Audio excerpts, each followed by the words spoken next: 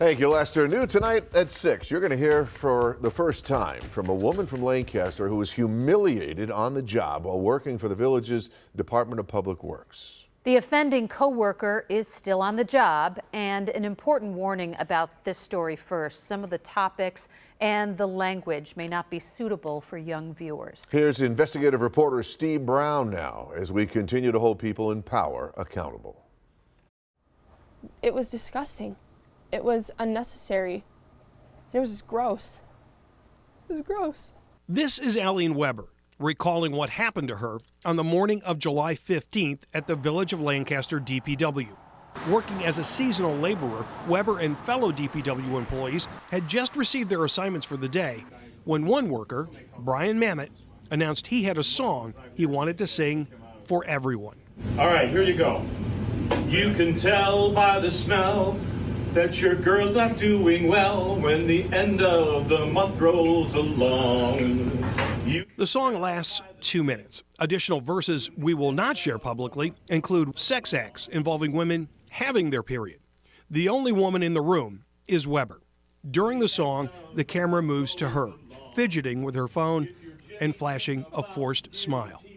And I'm sitting there listening as he starts, and I'm like, what the heck is this?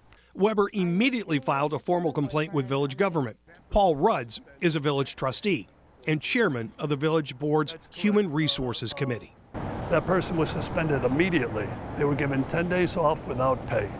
Shouldn't have that been the end of it? It should have. But apparently not. You see, in August, there was a sexual harassment seminar for all DPW employees. So they were all gathered in one room, Weber and Mamott included, discussing appropriate workplace boundaries. Now, the conversation reminded Weber of how she was humiliated by Mamott's song. She was so upset, she decided to leave work early, clocked out, went home, and took a shower. And I'm getting out of the shower, and I look right out our window, and as I'm getting out of the shower, I see Brian Mamott pulling up in the chipper truck and just parked right out front of my house. Weber snapped this picture, which she says shows Mamott in the DPW truck. Does he have any reason to be out in front of your house? No, I was just in shock. I'm like, now you're gonna stalk me in front of my house? That same day, Weber filed a harassment complaint with Lancaster Police. I felt like I wasn't getting any help. No one was doing anything to help me. That's what it felt like. Multiple times, Two on Your Side requested an interview with Mayor Lynn Ruda, who declined, citing the difficulty of talking about personnel matters. But she did issue a statement, which reads in part, quote, "The village does not tolerate discrimination, harassment, or retaliation of any kind, period. It takes courage for someone to report this conduct, and we are grateful when they do. We take these matters seriously." After this second incident, the village is trying to fire Mamott. We say trying because Mamott's still on the job. Yes, we're bound by the terms of the contract, and yes, they have a period while their matter is being settled that their employment is to continue. Workers at the DPW are represented by CSEA and under their contract can appeal any punishment. A union spokesman tells Two on Your Side it is our hope we can come to an expeditious remedy to our appeal with Village of Lancaster officials as soon as possible. That appeal is an arbitration, and Mamott continues to work.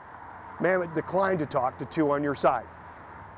One other thing, it's kind of obvious, but Mamott didn't shoot that video. This man did, Adam Dickman. He works at the Lancaster Village DPW and is a member of the Lancaster Town Council. Dickman was not punished for recording the video, and Rudds finds that unacceptable. He can be heard laughing while he's filming it, and then he forwarded it along without giving it a second thought. I think it's extremely poor judgment on his part. And so you know, on Election Day, Dickman was re-elected to his town council seat. We were unable to reach Dickman for comment. Meanwhile, Aline Weber has hired attorney Lindy Korn. Korn says all options are on the table. That could possibly include a lawsuit against the Village of Lancaster. Mary Ellis? So Mr. Dickman recorded that and it was forwarded to other people, and I mean it made it on the internet as well? He states that he forwarded it to Weber's stepfather only, but the sources that I trace it back 3 steps, none of those are that person. So I don't know how many people recorded. I don't know how many people forwarded that along, but he has acknowledged that he made the recording, that he did nothing to stop what went on during that horrible little performance. Right. And he's been, you know, he has not been punished by village government. And then that young woman, obviously humiliated by all of this. Is she still working in DPW? No, she returned to college. She's a student at Alfred State. She's studying agricultural science. She likes working with cows. She was working at a dairy.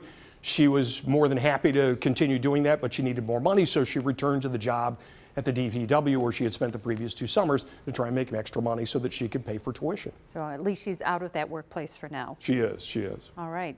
Great investigation, Steve. Thank you.